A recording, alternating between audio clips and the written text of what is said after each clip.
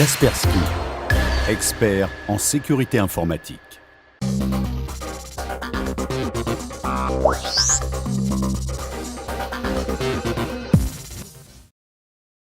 Salut à tous et bienvenue sur la chaîne techno.com pour ce cybercrime numéro 3. Cybercrime, c'est toutes les 2 semaines, toute l'actualité de la cybercriminalité et nous sommes très heureux de vous retrouver.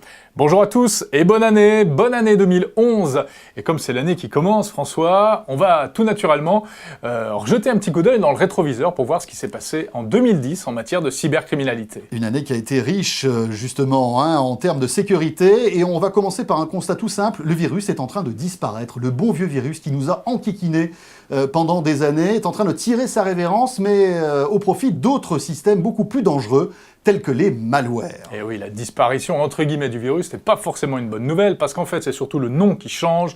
On parle désormais de malware ou de logiciels malveillants qui englobent à la fois les virus mais également les vers informatiques, les chevaux de Troie, etc. Bref, toutes les menaces qui planent sur nos ordinateurs. Voilà, donc la sécurité et les attaques évoluent. Il faut savoir que, il y a eu en 2010 plus de 60 000 nouveaux malwares par jour.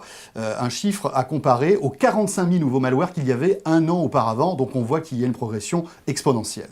Voilà pour 2010, ça a donc été chaud, on le voit, et 2011, à quoi ça va ressembler? Eh bien 2011, il va falloir être encore sur le qui-vive en termes de menaces, à la fois sur nos ordinateurs, bien évidemment, mais aussi, et ça c'est nouveau, sur ces petits appareils que nous avons dans notre poche, ces petits smartphones. Et c'est ainsi que l'année commence avec un virus qui touche le système Android.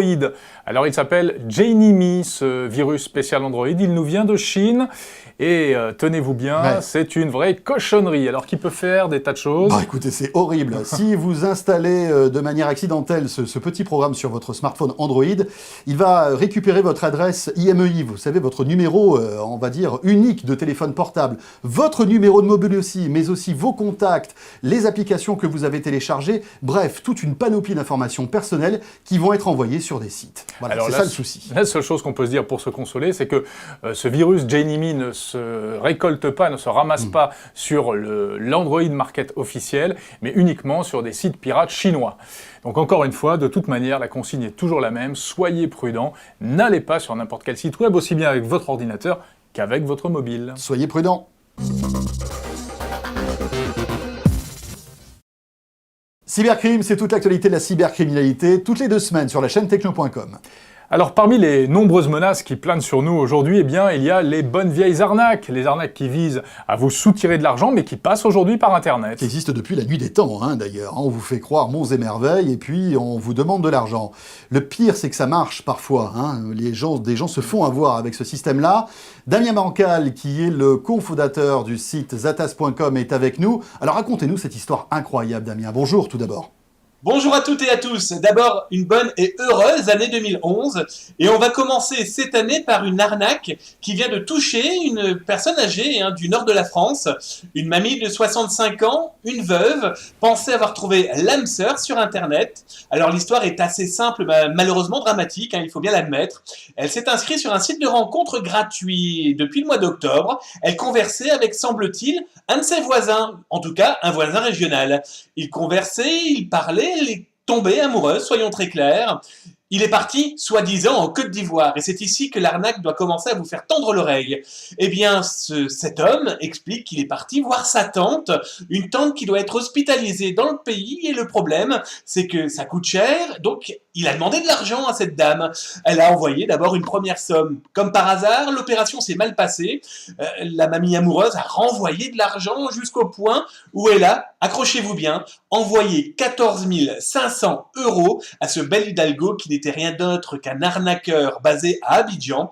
Et sachez que ce genre d'arnaque, on appelle ça les scans, ou encore arnaque nigériane, ou arnaque 419. Il y en a de plus en plus, on connaissait les loteries, on connaissait les faux achats, et bien maintenant il y a aussi les faux amoureux. Bref, si vous cherchez l'âme sœur, prudence. Merci Damien pour cette histoire assez incroyable et qui doit donc nous servir de leçon. Ouais, enfin, ça vous empêche pas de prêter de l'argent à un ami, mais vérifiez bien que c'est le bon ami, voilà, qui est pas en tourloupe. Merci en tout cas, Damien Bancal. Rappelons que vous êtes le fondateur du site zatas.com.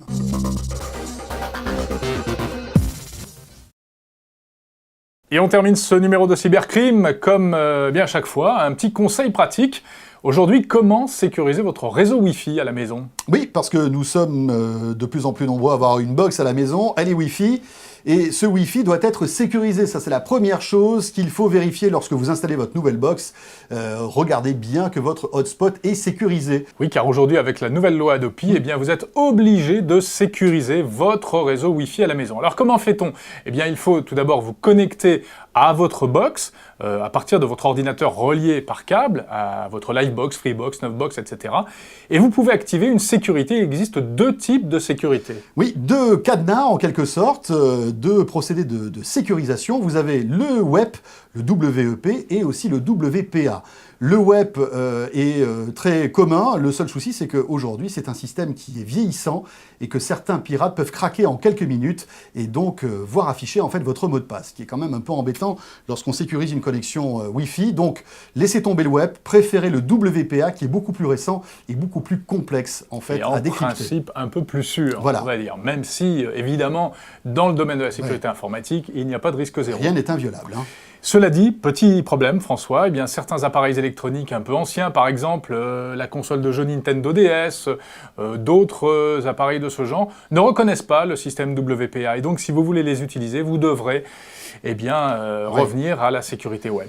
Alors voilà, mais en tout cas, la chose qu'il faut retenir, c'est qu'il faut toujours sécuriser votre connexion Wi-Fi en hotspot, soit en web, soit en WPA, mais il faut le faire. Voilà, c'est sur ces petits conseils que se termine ce cybercrime numéro 3. On se retrouvera avec beaucoup de plaisir dans 2 semaines, bien sûr, pour encore survoler toute l'actualité de la cybercriminalité.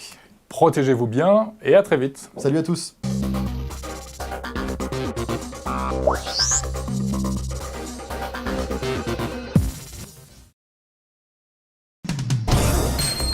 Kaspersky, expert en sécurité informatique.